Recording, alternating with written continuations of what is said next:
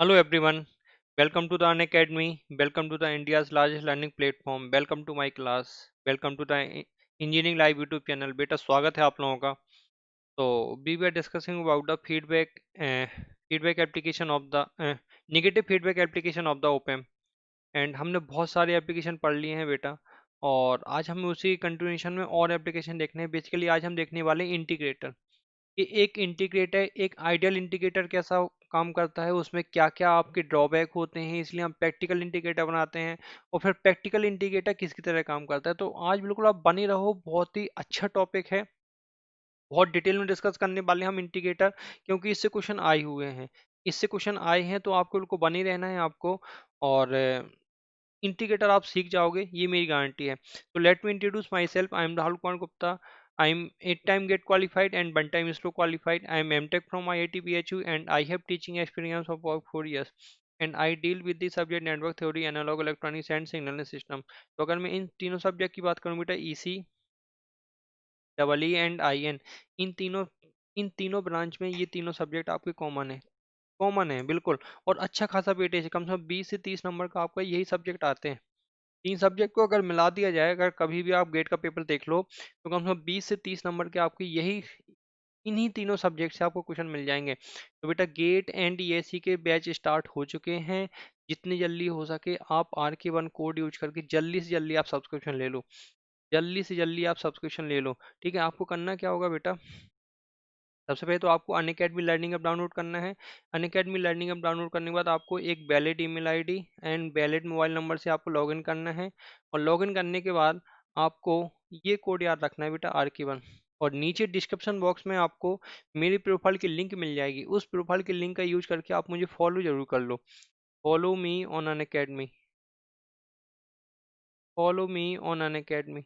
अगर आप अनअकैडमी पर आप मुझे फॉलो करोगे बेटा, तो सबसे पहले तो आपको जो जितनी भी स्पेशल क्लास होने वाली हैं फ्यूचर में, उनका आपको नोटिफिकेशन मिल जाएगा। नोटिफिकेशन ऑन कर दो, नोटिफिकेशन मिल जाया करेगा आपकी क्लास कब होने वाली है, किस समय पर होने वाली है, किस टॉपिक की होने वाली है, वो सारे नोटिफिकेशन आपको मिल जाएंगे। सेकंड थिंग कि आप मेरे सारे के सारे स्पेशल क्लास, मैंने कम से कम 50-55 स्पेशल क्लास हैं जो आपके लिए बहुत ज़्यादा इंपॉर्टेंट है बेटा। 50-55 घंटे, समझ रहे हो आप, कम से कम 60 घंटे के जो लेक्चर हैं वो आपके सामने हैं, उनको आप देख सकते हो, वो भी totally free of cost. Totally free of cost आप यहाँ से एक्सेस कर सकते हो बेटा। बट ये जो फ्री कोर्सेज होते हैं टोटली फ्री हैं, जितनी मेरी क्लास है अभी टोटली फ्री हैं।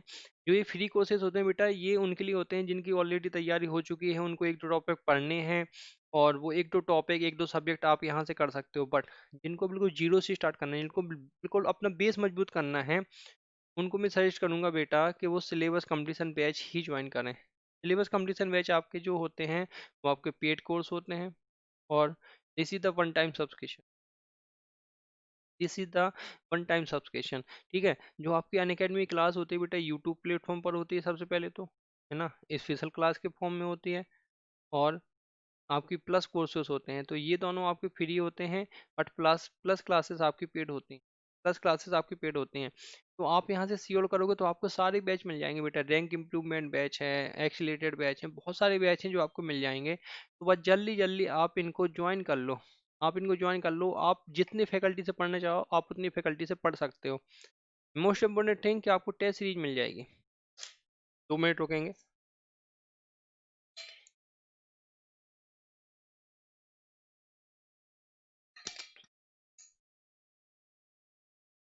मोस्ट इम्पोर्टेंट, आपको बेटा टेस्ट सीरीज मिल जाएगी, वो भी सारी ब्रांच की, इलेक्ट्रिकल की अलग, इलेक्ट्रॉनिक्स की अलग, इंस्ट्रूमेंटेशन की, आपको अलग अलग परचेज नहीं करनी है, आपको सारी मिल जाएंगी। तो मैं तो आपको सजेस्ट करूंगा कि चाहे आपकी ब्रांच EC हो, डबल ई हो या फिर IN हो, आपको तो तीनों ब्रांच के क्वेश्चन लगाने हैं, क्योंकि बहुत सारे सब्जेक्ट कॉमन है।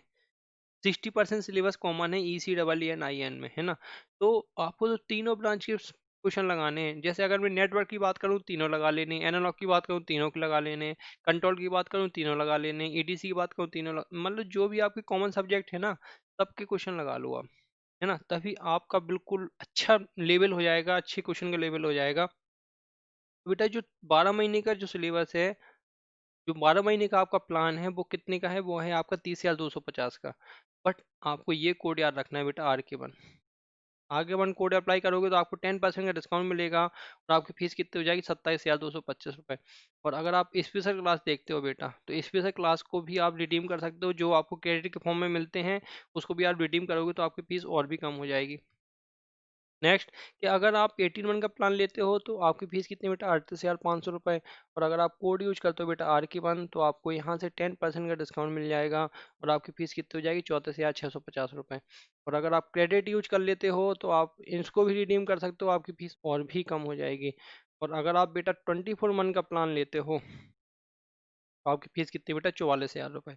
और अगर आप कोड यूज करते हो बेटा RK1 कोड यूज करते हो तो आपको 10% का डिस्काउंट मिल जाएगा और आपकी फीस कितनी हो जाएगी बेटा, 39,600 रुपये। 39,600 रुपये। तो बेटा जितनी जल्दी हो सके आप सब्सक्रिप्शन ले लो। जो आपको 24 मंथ का प्लान है वो उनके लिए होता है बेटा, सेकेंड ईयर थर्ड ईयर वालों के लिए, है ना। ताकि उनके सेमेस्टर की भी तैयारी, उनको बहुत ज़्यादा बेनिफिशियल होता है ये सेकेंड ईयर थर्ड ईयर वालों को, कि अगर वो 2 साल का प्लान लेते हैं तो गेट की तैयारी तो होती होती है, गेट एंड ईएससी की तैयारी तो होती होती है। साथ ही साथ जो उनके सेमेस्टर के सब्जेक्ट है ना वो भी बहुत अच्छे हो जाते हैं, उनका टेक्निकल बहुत अच्छा हो जाता है। वो कंपटीशन में एक कदम आगे रहते हैं हमेशा। तो बेटा थोड़ा सा आप गौर करो कि जहाँ अभी आप हो और फिर आप कहाँ जाना चाहते हो, तो उसके अकॉर्डिंग आप प्लान चूज करो। देखो पैसा तो ऐसा है कि अभी आप स्टूडेंट लाइफ में हो, पैसा थोड़ा सा अगर आप खर्च कर लोगे ज़्यादा अंतर नहीं पड़ेगा। बट अगर उन पैसों से अगर आपको कुछ मिल जाएगा तो शायद वो पैसे आपको ना ऐसे इंपॉर्टेंट लगेंगे कि यार जो मैंने किया है ना बहुत अच्छा किया है थोड़ा सा पैसा खर्च करके। ठीक है, तो आपको क्या क्या मिल जाएगा बेटा, लाइव क्लास करने का मौका मिलेगा, वो भी टॉप एजुकेटर के साथ। आप उनके साथ बैठोगे, लाइव क्लास करोगे, उनसे आप पढ़ोगे, उनसे आप बातचीत करोगे, उनसे आप अपने डाउट पूछोगे, किसी भी तरह का आपका कोई भी डाउट है, कोई भी क्रांतिकारी विचार है, आप पूछ सकते हो। लाइव पोल में पार्टिसिपेट करो, टेस्ट सीरीज में पार्टिसिपेट करो, चैंपियनशिप में पार्टिसिपेट करो, और उनके नोट्स आप PDF फॉर्म में डाउनलोड कर लो। बट मैं आपको सजेस्ट करूंगा अपने नोट्स आप खुद बनाओ। यू हैव अनलिमिटेड एक्सेस, अपने आप अपने नोट्स आप खुद बनाओ, तभी आपको मजा आएगा। ठीक है, अगर कोई स्टूडेंट मुझसे कांटेक्ट करना चाहता है तो कर सकता है। उसको क्या करना होगा, नीचे एक क्वेरी फॉर्म मिलेगा, क्वेरी फॉर्म मिलेगा, में आपको क्लिक करना है which exam are you going to click, तो क्लिक करना है आपको GATE and DSE ECNEE, because I am the faculty of GATE and DSE ECNEE category. And यहाँ पर उसको अपना नाम डालना है, स्टूडेंट नेम, यहाँ पर मोबाइल नंबर डालना है, और यहाँ पर उसको मेरा नाम डालना है। मेरा नाम डालना है राहुल कुमार गुप्ता। ठीक है, मेरा नाम याद रखना है बेटा, राहुल कुमार गुप्ता। जैसे ही आप इसको सबमिट करोगे ना, आपका कॉन्टेक्ट नंबर मुझे मेरी टीम आपका कॉन्टेक्ट नंबर दे देगी और मैं आपसे खुद ही कॉन्टेक्ट कर लूँगा। ठीक है, चलो तो स्टार्ट करते हैं बेटा। Integrator, integrator. तो फिर से ध्यान रखना है बेटा, इस अगर वीडियो को देख रहे हो तो लाइक ज़रूर कर देना, वीडियो को लाइक कर देना, चैनल को सब्सक्राइब कर देना, वीडियो को लाइक ज़रूर करते जाओ बेटा, वीडियो को लाइक ज़रूर करते जाओ, ताकि आगे भी आपको देखने में सहूलियत पड़े। चलो स्टार्ट करते हैं integrator.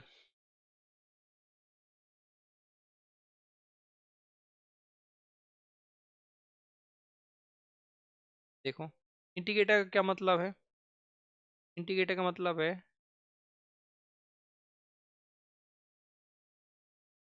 It provide output voltage which is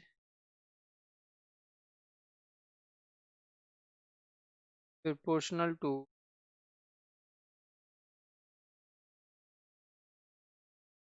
time integral of input voltage. Input voltage देखो सर्किट, सबसे पहले तो आपको सर्किट याद रखना है। सबसे पहले तो आपको सर्किट याद रखना है। सर्किट कैसा है, P0 इस माइनस प्लस, ये आपका ग्राउंड पर रहेगा, ये भी है।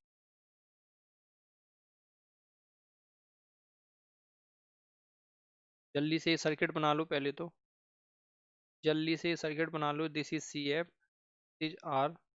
जल्दी से सर्किट बना लो, this is B0, this is BI। Okay, जल्दी से सर्किट बना लो बेटा। इस नोट को मैं ए नोट दे देता हूँ, इस नोट को मैं ए नोट दे देता हूँ। सर्किट बना लो पहले तो, सबसे पहले, फिर हम आगे बढ़ेंगे।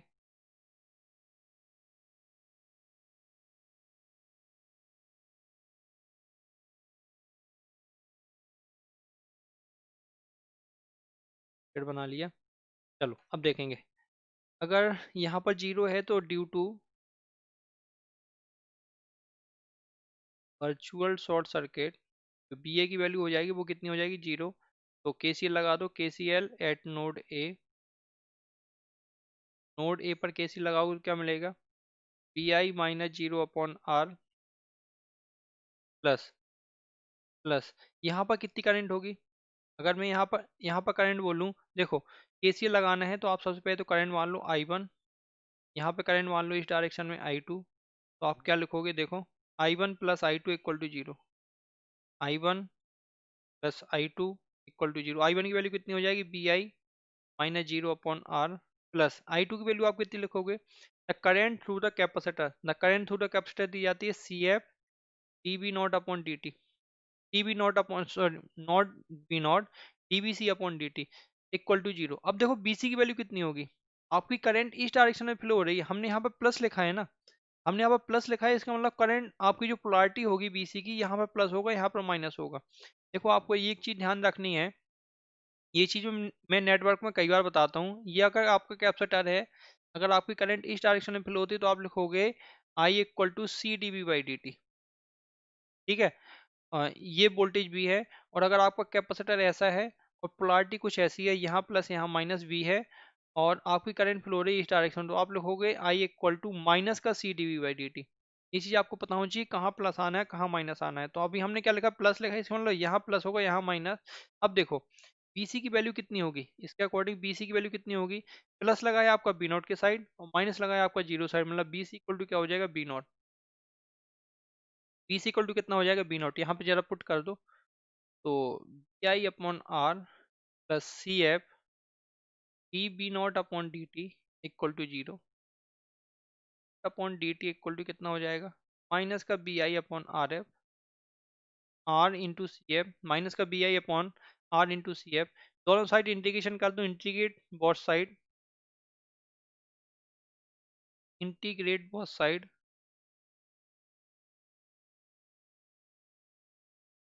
दोनों साइड हमें क्या कर देना है, इंटीग्रेशन कर देना है, तो हमें क्या मिलेगा, B not equal to minus का one upon R into C F integration of P I D T. तो अगर आप यहाँ से देखो आउटपुट क्या मिल रहा है आपको, output is the time integration of input, output is proportional to the time integration of input, आपको इनपुट का इंटीग्रेशन करना है और उसमें minus one upon R C F से मल्टीप्लाई करना है, आपको आउटपुट मिल जाएगा। जल्दी से इतना लिखो, फिर हम आगे बढ़ने वाले हैं इसमें प्रॉब्लम क्या है। ये तो आपने परफेक्ट आंसर निकाल लिया, ठीक है, बट प्रॉब्लम क्या है, कहाँ आएगी, जरूरी नहीं कि आप हर फ्रिक्वेंसी का सिग्नल लगा सको इसमें, है ना, कुछ ही फ्रिक्वेंसी होंगी जिसका आप सिग्नल लगा सकते हो, इतना नोट करो पहले तो।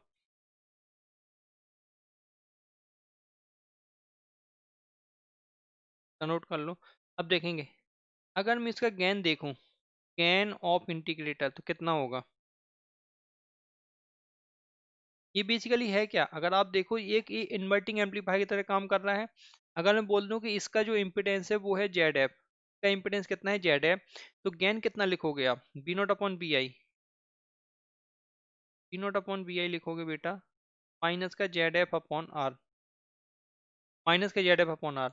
और कैपेसिटर का इम्पिडेंस होता कितना है, जेड एफ इक्वल होता है one upon J omega C F, one upon J omega C F. तो गेन कितना हो जाएगा, अगर मैं एसीएल की बात करूंगा तो हो जाएगा माइनस का one upon J omega C F divide by R, या फिर ACL इक्वल टू माइनस का one upon J omega C F into R, ये इंटू नहीं है, ये फिक्स में है F, C F into R देखेंगे अब। ACL इक्वल टू आ गया माइनस का one upon J omega C F into R, fine.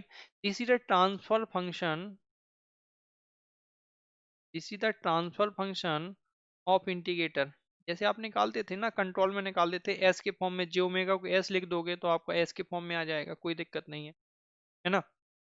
अब देखो इसका गेन कितना होगा, अगर मैं गेन निकालूंगा मैग्नीट्यूड ऑफ ACL, तब कितना आएगा, मैग्नीट्यूड ऑफ ACL कितना आएगा, देखो ये आएगा बेटा one upon omega into C F into R. अब देखो सी एफ इंटू आर को लिखता हूँ मैं one upon omega A, one upon omega A, ACL equal to हो जाएगा, ACL का मैग्नीट्यूड कितना हो जाएगा, omega A upon omega, omega A upon omega. और फेस कितना हो जाएगा, अगर मैं इसका फेस निकालूंगा फेस बेसिकली कितना हो जाएगा 90 डिग्री। तो सबसे पहले तो आपको याद कर रखना है कि एक आइडियल इंटीग्रेटर कितना फेस शिफ्ट देता है इनपुट और आउटपुट के बीच में, 90 डिग्री का। 90 डिग्री का फेस शिफ्ट देता है। आपकी फ्रिक्वेंसी कुछ भी हो, आपकी फ्रिक्वेंसी कुछ भी हो, इनपुट की फ्रिक्वेंसी कुछ भी हो, वो फेस कितना देगा 90 डिग्री का। सबसे पहला क्वेश्चन तो आपका यहीं से बनेगा कि एक इंटीग्रेटर कितना फेस शिफ्ट देता है, 90 डिग्री का फेस शिफ्ट देता है, ठीक है। और ACL चाहे तो आप ओमेगा के फॉर्म में लिख लो, अदरवाइज आप एफ के फॉर्म में भी लिख सकते हो, F A upon A F. अब हमें यहाँ पर थोड़ा सा एनालिसिस करना है कि एफ ई पर क्या होगा, एफ ई पर इसका गेन कितना होगा, जीरो पर गेन कितना होगा, इन्फिनाइट पर गेन कितना होगा, एफ ए पर गेन कितना होगा। अगर मैं बोलूँ at F equal to F A पर ACL कितना होगा, ACL की वैल्यू आएगी बेटा 1। तो एफ ए क्या कहलाएगा, एफ ए को हम क्या बोलेंगे, F A is unity gain frequency. क्या कहलाएगा बेटा, unity gain frequency of integrator. इसका मतलब अगर आप इस सर्किट को बना रहे हो, इस सर्किट को आप बना रहे हो और आपने F A equal to 1/2 pi RC, 1/2 pi R into C F, यही तो होगा। अगर आपने फ्रिक्वेंसी कुछ इतनी अप्लाई की, कितनी, F A equal to 1/2 pi R into C F, तो आपको B not equal to B I मिलेगा। आपको बी नॉट इक्वल टू क्या मिलेगा, बी आई मिलेगा। आपको गेन की वैल्यू कितनी मिलेगी, यहाँ पर 1 मिलेगी। बट ध्यान से सुनेंगे, इतनी चीज नोट कर लो पहले तो, सबसे पहले तो इतनी चीज नोट कर लो बेटा।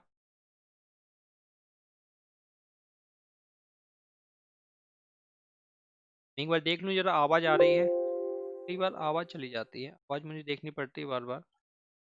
हेलो, हेलो, यस, आवाज आ रही है।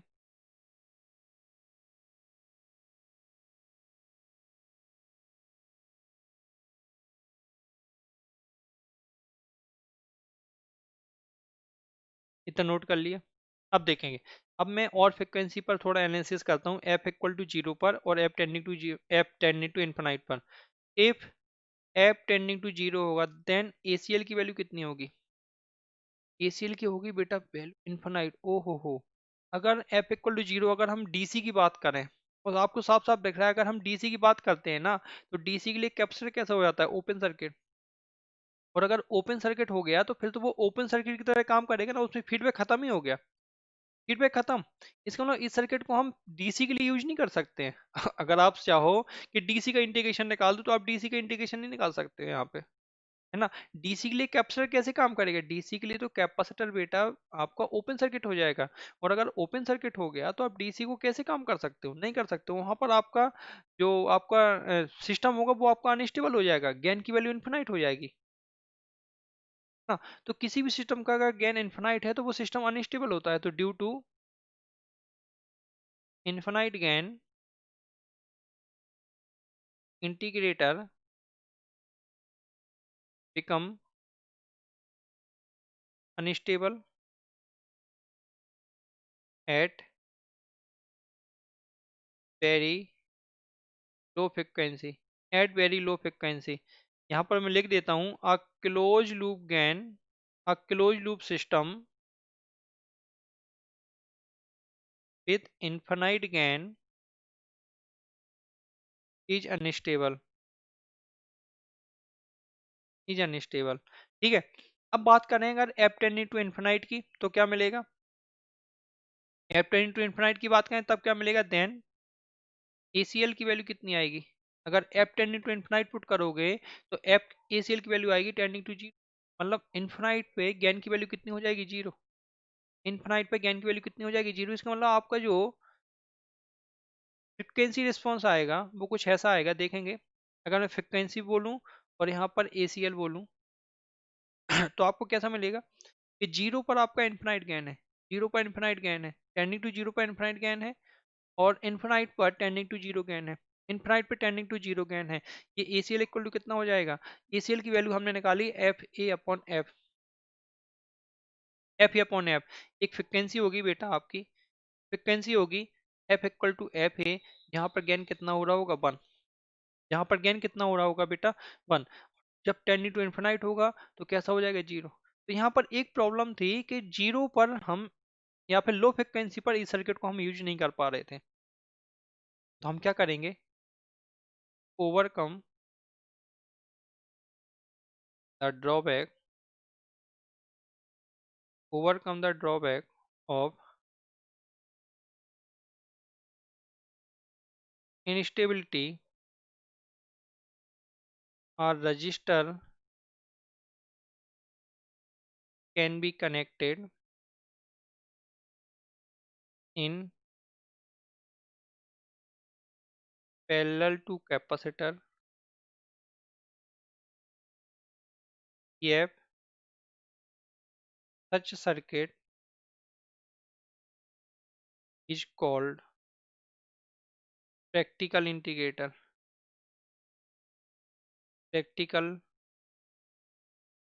इंटीग्रेटर, जल्दी से यहाँ तक नोट कर लो, जल्दी से यहाँ तक नोट कर लो बेटा। देखो, या तो आप वीडियो, अगर आप नहीं लिख पा रहे हो तो बेटा वीडियो पॉज कर लो, वीडियो पॉज करके लिख लो।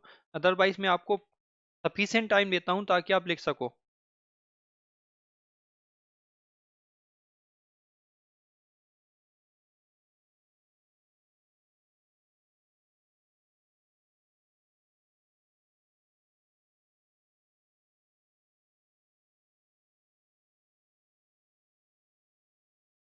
मैं आपको सफिशिएंट टाइम देता हूँ ताकि आप लिख सको। चलो, तो अगला स्टार्ट करते हैं, प्रैक्टिकल इंटीग्रेटर।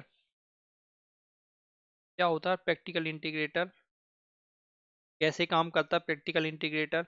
अभी हमने पढ़ा है एक आइडियल इंटीग्रेटर, जिसमें एक प्रॉब्लम आ रही थी, लो फ्रिक्वेंसी में हम उसको यूज नहीं कर पा रहे थे। तो प्रैक्टिकल इंटीग्रेटर कैसा बनेगा?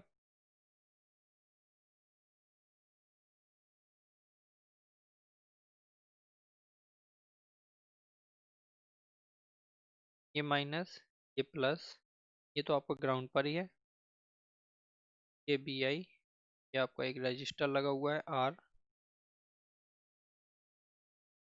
यहाँ पर एक कैपेसिटर लगा हुआ था सी एफ, यहाँ पर एक कैपेसिटर लगा हुआ था सी एफ। बट अब इसके पैरेलल में हमें क्या करना है, एक रजिस्टर लगाना है आर एफ। के पैरेलल में हमें एक रजिस्टर लगाना है आर एफ, आर एफ, ठीक है बेटा, आर एफ।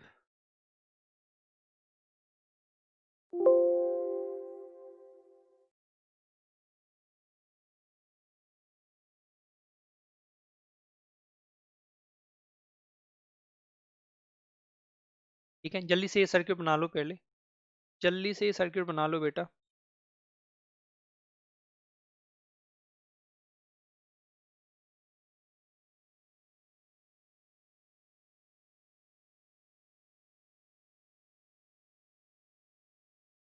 जल्दी से ये सर्किट बना लो, ठीक है। अब देखो, अब अगर मैं बोल दूं इसको जेड है, ये टोटल जेड है, इसका अगर मैं अब गेन निकालने की कोशिश करूं तो गेन कितना आएगा देखेंगे। जेड एफ अगर मैं बोल दूं तो जेड एफ की वैल्यू कितनी होगी, सबसे पहले तो इसका और इन दोनों का पैरेलल आर एफ और 1 upon J omega C F, 1 upon J omega C F का पैरेलल हो जाएगा, divide by R F plus 1 upon J omega C F. जब आप इसको सॉल्व करोगे तो आएगा R F upon 1 plus, sorry, R F upon 1 plus J omega R F into C F, R F into C F. देखेंगे आपका gain कितना हो जाएगा। अब मैं अगर गेन की बात करूं एसीएल की, कितना हो जाएगा बेटा, ये हो जाएगा माइनस का Z F upon R, minus का जेड एफ अपॉन आर, ठीक है। तो माइनस का R F upon R, 1 plus J omega C F into R F, C F into R F. A C L की value कितनी आएगी बेटा, minus का R F upon R divide by 1 plus J omega C F into R F. तो C F into R F को हम क्या लिख देंगे, फिर से हम लिख देते हैं 1 upon omega into B, 1 upon omega into B, ठीक है। तो ए सी एल कितना हो जाएगा, माइनस का R F upon R divide by 1 plus J omega upon omega B, omega upon omega B. यहाँ तक क्लियर है? या फिर आप एफ के फॉर्म में लिख सकते हो, minus R F upon R divide by 1 plus J F upon F B, F upon F B. तो इसका मैग्नीट्यूड कितना आएगा बेटा, मैग्नीट्यूड आएगा R F upon R divide by under root 1 plus F upon F B का whole square. अब देखते हैं जरा, जो अपनी प्रॉब्लम थी एफ टेंडिंग टू जीरो पर जो इन्फिनाइट गेन आ रहा था, अब देखते हैं जरा कितना आएगा। तो if F tending to zero, if F tending to zero, ACL कितना आ रहा है? अब एसीएल बेटा आपकी एक फाइनाइट वैल्यू आ रही है आर एफ अपॉन आर, जो मैग्नीट्यूड है वो कितना आ रहा है आर एफ अपॉन आर। इसका मतलब प्रैक्टिकल इंडिकेटर जो है वो लो फ्रिक्वेंसी पर भी स्टेबल हो गया। तो प्रैक्टिकल इंडिकेटर में यहाँ पर क्या, यहाँ पर लिख देता हूँ, practical indicator, practical indicator remain stable even at very low frequency because of finite gain। अपनी वो प्रॉब्लम दूर हो गई, अपनी वो प्रॉब्लम दूर हो गई जो अपनी प्रॉब्लम थी कि एफ टेंडिंग टू जीरो पर गेन की वैल्यू कितनी हुई थी, इन्फिनाइट हो रही थी, अब यहाँ पर फाइनाइट हो गई। But F tending to infinite पर क्या है अभी, एफ टेंडिंग टू इन्फिनाइट पर अगर आप इन्फिनाइट वैल्यू पुट करोगे तो एसीएल की वैल्यू कितनी आएगी बेटा, जीरो। एसीएल की वैल्यू कितनी आएगी, जीरो। मतलब इन्फिनाइट पे तो जीरो हो रहा है, इन्फिनाइट पे जीरो हो रहा है, और जीरो पर कुछ फाइनाइट गेन है। इसका मतलब यहाँ पर लिखूंगा, circuit provides higher gain, low frequency, low frequency and zero gain at high frequency, zero gain at high frequency, therefore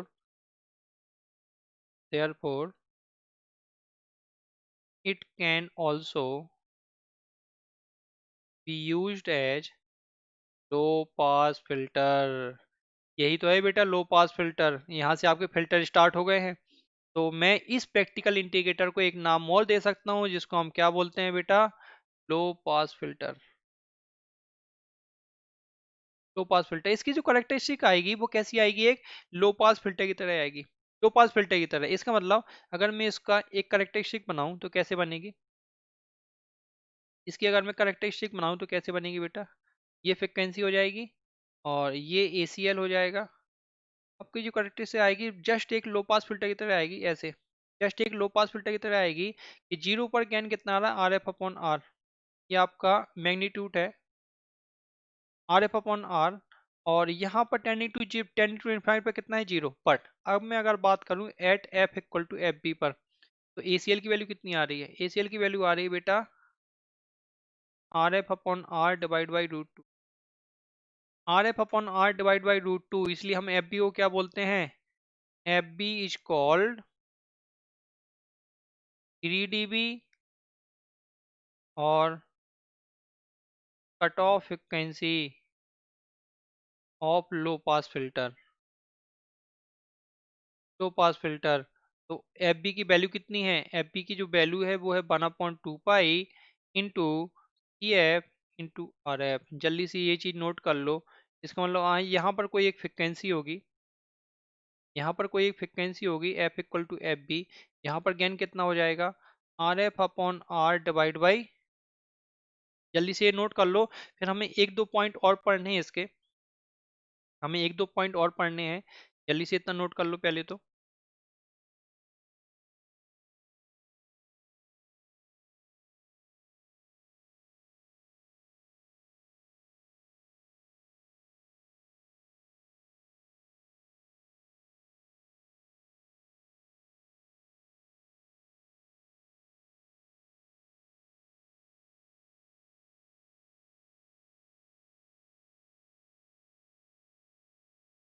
जल्दी से नोट कर लो। अब हमें थोड़ा सा कंपेयर करना है एक ideal indicator and practical indicator में, कि किस फ्रिक्वेंसी रेंज के पहले एक प्रैक्टिकल इंडिकेटर प्रैक्टिकल की तरह ही काम करेगा और किसके बाद वो एक आइडियल की तरह काम करने लगेगा, किसके बाद वो एक आइडियल की तरह काम करने लगेगा। देख लेते हैं जरा। तो आपको हमेशा ध्यान रखना है कि जो लो पास फिल्टर होता है वो एक इंडिकेटर की तरह काम करता है, हाई पास फिल्टर एक डिफरेंशिएटर की तरह काम करता है। ये दो पॉइंट आपको बहुत याद रखने हैं, कि लो पास फिल्टर हमेशा एक इंडिकेटर की तरह काम करता है और हाई पास फिल्टर हमेशा एक डिफरेंशिएटर की तरह काम करता है। क्लियर है बेटा ये चीज, ठीक है। अब मैं देखो अब क्या बनाने जा रहा हूँ,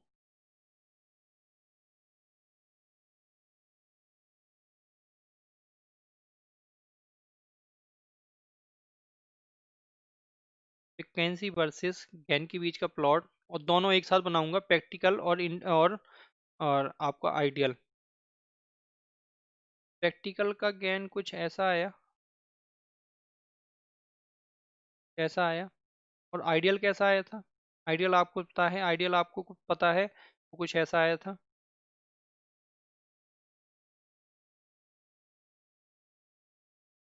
वो कुछ ऐसा आया था। ये जो आपका प्लॉट है रेड कलर से जिसको मैं बना रहा हूँ, वो मैं रेड कलर से बना रहा हूँ। सबसे पहले तो मैं आइडियल का बना देता हूँ, फिर उसके बाद प्रैक्टिकल बना दूंगा।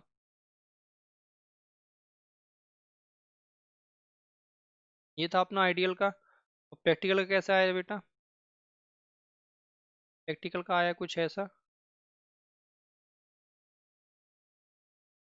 प्रैक्टिकल का कुछ ऐसा आएगा, है ना? प्रैक्टिकल कुछ ऐसा आएगा, ये बाद में जाके मिल रही है। ओहो, ये बाद में जाके मिल रही है, बाद में जाके आगे जाके मिल रहे हैं, क्योंकि टेंडिंग टू इन्फिनाइट पर दोनों जीरो पर जा रहे हैं, दोनों जीरो पर जा रहे हैं। एक फ्रिक्वेंसी होगी यहाँ पर F equal to F B, और एक फ्रिक्वेंसी होगी यहाँ पर F equal to F A, जहाँ पर यूनिटी गेन फ्रिक्वेंसी हो रही थी F equal to F A, है ना? This is R F upon R, this is R F upon R. तो ये क्या हो गया? ये आपका एक आइडियल इंटीग्रेटर का हो गया। आइडियल इंटीग्रेटर का प्लॉट हो गया, जिसका ACL इक्वल टू कितना था? एफ ए अपॉन एफ था। ठीक है। और जो मैंने ब्लैक पेन से बनाया है, ये क्या है बेटा? ये है आपका एक प्रैक्टिकल इंटीग्रेटर।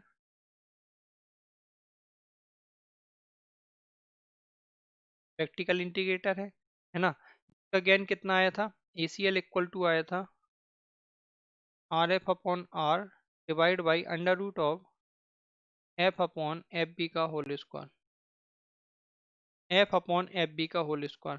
ठीक है। तो इसको हमने ऐसे बनाया है। अगर आप ऑब्जर्व करो, F equal to F B के बाद एग्जैक्टली नहीं बन पाया है। F greater than F B के लिए जो फ्रिक्वेंसी रिस्पॉन्स है ना आइडियल और प्रैक्टिकल का, वो लगभग लगभग सेम है, वो लगभग लगभग सेम है ना? तो मैं यहाँ पर क्या लिख दूंगा?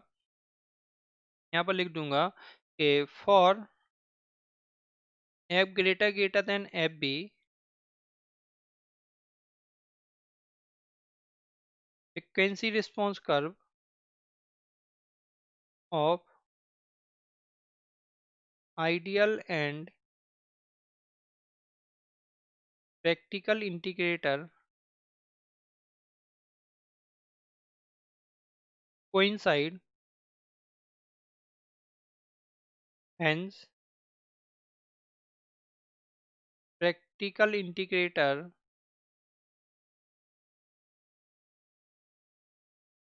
behaves as behaves as ideal integrator if f greater than fb। if f greater than fb, तो हमेशा जो आपका एक प्रैक्टिकल इंटीग्रेटर है वो एक आइडियल इंटीग्रेटर की तरह काम करने वाला। फाइन, जल्दी से ये बना लो, 2 मिनट का टाइम देता हूँ मैं आपको, जल्दी से ये चीज़ बना लो।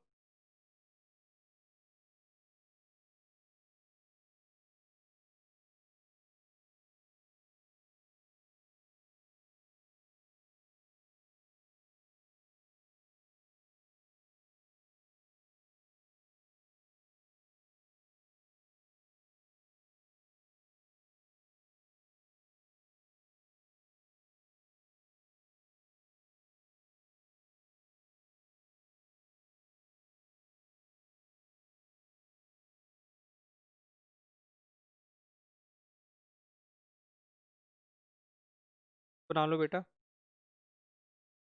है ना? अब हम नेक्स्ट क्लास में पढ़ने वाले हैं बेटा डिफरेंशिएटर, मतलब एक हाई पास फिल्टर सर्किट पढ़ेंगे, फिर हम बैंड पास फिल्टर सर्किट पढ़ेंगे, ऑल पास फिल्टर सर्किट पढ़ेंगे। ये हमें अब फिल्टर पढ़ने हैं। तो अभी हम पढ़ रहे हैं इन्वर्टिंग टाइप फिल्टर, फिर हम पढ़ेंगे नॉन इन्वर्टिंग टाइप फिल्टर, है ना? तो फिल्टर से आपके क्वेश्चन आते हैं वो तो ठीक है, फिल्टर से आपके क्वेश्चन आते हैं, बट आपको एनालिसिस अच्छे से आना चाहिए। मेन है आपको एनालिसिस, क्योंकि इससे भी क्वेश्चन आए हुए हैं, आपके इंटीग्रेटर से क्वेश्चन आए हुए हैं, डिफरेंशिएटर से क्वेश्चन आए हुए हैं। तो आपको एनालिसिस आना चाहिए कि एनालिसिस हमें करना कैसे है।